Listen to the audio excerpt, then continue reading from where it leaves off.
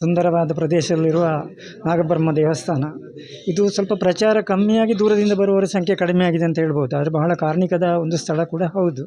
ಇಲ್ಲಿ ಒಂದು ವಿಶೇಷವಾದ ಈ ಕಾರ್ಯಕ್ರಮ ನಡೀತಾ ಇರುವುದು ಊರಿನವರಿಗೆ ಮಾತ್ರ ಅಲ್ಲ, ಪರನೂರಿನವರಿಗೆ ಕೂಡ ಇಲ್ಲಿ ಬಂದು ದೇವರ ಒಂದು ಸೇವೆಯನ್ನು ಮಾಡೋದಕ್ಕೆ ಹೆಚ್ಚಿನ ಅವಕಾಶ ಇಲ್ಲಿ ಇದೆ. ಅದರಿಂದ ಎಲ್ಲರೂ ಬಂದು ಇಲ್ಲಿ ನಡೆಯುವಂಥ ಈ ವಿಶೇಷ ನಾಗಮಂಡಲ ಮತ್ತು ಈ ನಾಗಾರಾಧನೆಯಲ್ಲಿ ಪಾಲ್ಗೊಂಡು ಈ ಕ್ಷೇತ್ರದ ಒಂದು ಮಹತ್ವವನ್ನು ಹೆಚ್ಚು ತಿಳಿದುಕೊಳ್ಳೋದಕ್ಕೆ ಅವಕಾಶ ಆಗ್ತದೆ ಅಂತ ಹೇಳಿ ನಾನು ಈ ಕಾರ್ಯಕ್ರಮಕ್ಕೆ ನಾನು ಶುಭ ಕೋರ್ತೇನೆ. ಬ್ರಹ್ಮ ದೇವಸ್ಥಾನ ಬದಿನಾಡೆ ಮೇಲಂತಬೆಟ್ಟು ಇಲ್ಲಿ ಮೊದಲಿನ 3 ವರ್ಷಕ್ಕೆ ಮೊದಲು ಬ್ರಹ್ಮಕಲಶ ನಾಗಮಂಡಲ ಸೇವೆ ಪ್ರತಿಷ್ಠಾದಿಗಳೆಲ್ಲ ನಡೆದಿತ್ತು.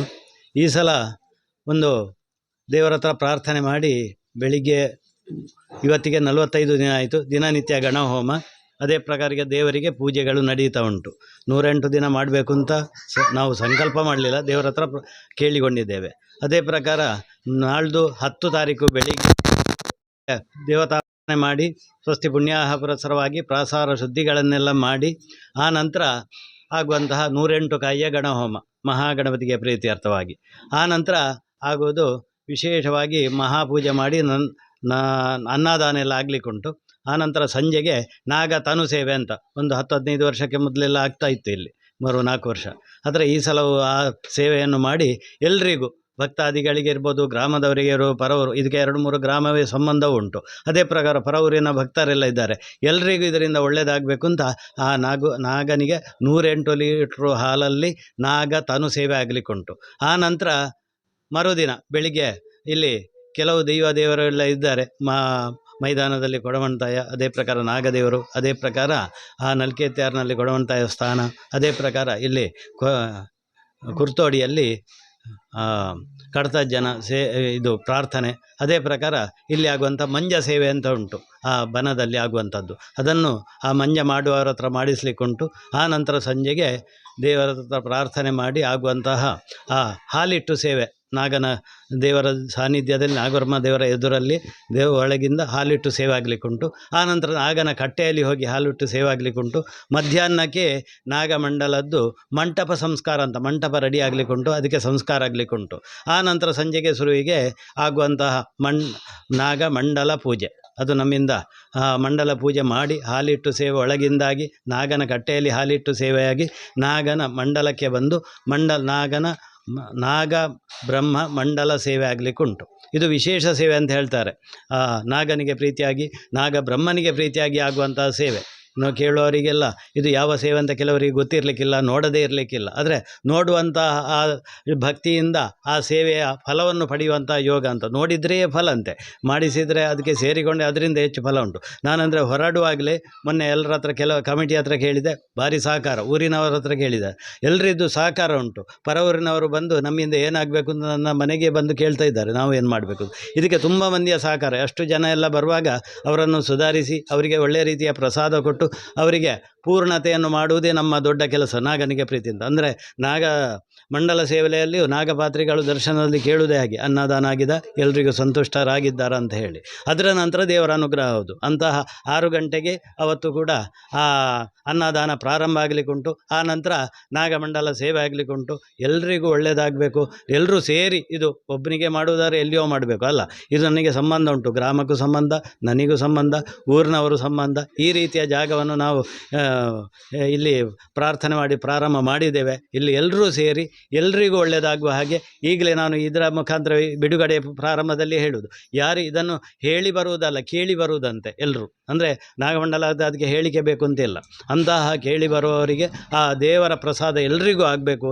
ಏನೆಲ್ಲ ನಾವು ಈ ಚಂದ ಮಾಡ್ತೇವೋ ಆ ಚಂದವನ್ನು ನಮ್ಮ ಮನೆಯಲ್ಲಿ ನಮ್ಮ ಜೀವನದಲ್ಲಿ ದೇವರ ಅನುಗ್ರಹ ಮಾಡಬೇಕು ಅಂತ ನನ್ನ ಅಪೇಕ್ಷೆ. ಈಗ ದೇವರ ಹತ್ರ ಯಾವುದೇ ಒಂದು ಭಜನೆ ಮಾಡುವುದಾದರೂ ಗಣಪತಿದ್ದು ಸುರಿಗೆ ಮಾಡಬೇಕು, ಏನೇ ಒಂದು ಅಡಿಗೆ ಮಾಡುವುದಾದರೂ ಒಂದು ಸ್ವಸ್ತಿಗೆ ಇಡಬೇಕು. ಅದೇ ಪ್ರಕಾರ ಗಣಪತಿ ಪ್ರಧಾನ, ಇಲ್ಲಿ ಒಳಗೆ ಇರುವುದೇ ಗಣಪತಿ ಮತ್ತು ನಾಗಬ್ರಹ್ಮ ದೇವರು. ಆ ನಂತರ ದೈವಗಳು ಹೊರಗಿಂದ ಇರುವುದು, ಅವರಿಗೆ ತೃಪ್ತಿ ಆಗಬೇಕು. ವಿಘ್ನ ವಿನಾಯಕ ಅಂತ ಇಷ್ಟು ಕೆಲಸ ಮಾಡಬೇಕಾದ್ರೆ ಸುರಿಗೆ ಗಣಪತಿ ಪ್ರಾರ್ಥನೆ ಆದರೂ ಮಾಡಬೇಕು, ಗಣಹೋಮ ಮಾಡಬೇಕು. ಆದರೆ ಇದೊಂದು 108 ದಿನ, ನಾನೊಂದು ಮೊದಲಿನ ಸಲ ಮಾಡಿದ್ದೇನೆ 48 ದಿನ ನನ್ನ ಮನೆಯಲ್ಲಿಯೇ ಮಾಡಿ, ಇಲ್ಲಿ 108 ಕಾಯಿಯ ಗಣಹೋಮ ಮಾಡಿ ಬಾಲ ಗಣಪತಿ ಹೋಮ ಎಲ್ಲ ಮಾಡಿದ್ದೇನೆ ಕೆಲವು ವರ್ಷಗಳ ಮೊದಲು. ಆದರೆ ಈಗಿನ ಸಂದರ್ಭದಲ್ಲಿ ಇಲ್ಲಿಯೇ ಮಾಡಬೇಕು, ನಮಗೆ ವ್ಯವಸ್ಥೆ ಉಂಟು. ಎಲ್ಲರ ಸಹಕಾರ ಬೇಕು ಅಂತ ಪ್ರಾರಂಭ ಮಾಡಿದ್ದೇನೆ. ಆದರೆ ಒಂದು ಹರಕೆ ಹೇಳಿಯ ಅಥವಾ ಮಾಡ್ತೇನೆ ಅಂತ ನಾನು ಹೇಳಲಿಕ್ಕೆ ಸಾಧ್ಯ ಇಲ್ಲ. ಇದು ನಾನು ಮಾಡುವುದಲ್ಲ, ದೇವರು ಮಾಡಿಸಬೇಕು. ಅದಕ್ಕೋಸ್ಕರ ಹೊರಟಿದ್ದೇನೆ. 1 ತಿಂಗಳಾದ ನಂತರ ಎಲ್ಲರಿಗೆ ಹೇಳಲಿಕ್ಕೆ ಶುರು ಮಾಡಿದ್ದು. ಅಂದರೆ ಇದು ಹೇಗೆ ಆಗ್ತದೆ ನನಗೆ ಗೊತ್ತಿರಲಿಲ್ಲ. 1 ತಿಂಗಳಾದ ನಂತರ ಈ ಬೇರೆ ಕಾರ್ಯಕ್ರಮ ಮಾಡುವ ಅಂತ ಹೊರಟಿದ್ದೇನೆ. ಆದರೆ ಎಲ್ಲರ ಸಹಕಾರ ಬೇಕು. ಇದಕ್ಕೆ ತುಂಬ ಕೆಲಸ ಉಂಟು, ಒಬ್ಬನು ಮಾಡುವಂಥ ಕೆಲಸ ಅಲ್ಲ ಇದು.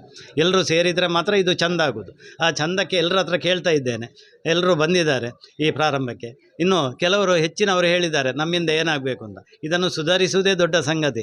ಎಷ್ಟು ಜನ ಬರ್ತಾರೆ, ಏನೆಲ್ಲ ಆಗಬೇಕು, ಅದನ್ನೆಲ್ಲ ಊರಿನವರ ಮೇಲೆ ನಾನು ಭಾರ ಹಾಕಿದ್ದೇನೆ. ದೇವರು ಮಾಡಿಸ್ತಾರೆ ಅಂತ ಹೇಳಿಕೊಂಡಿದ್ದೇನೆ ದೇವರ ಹತ್ರ.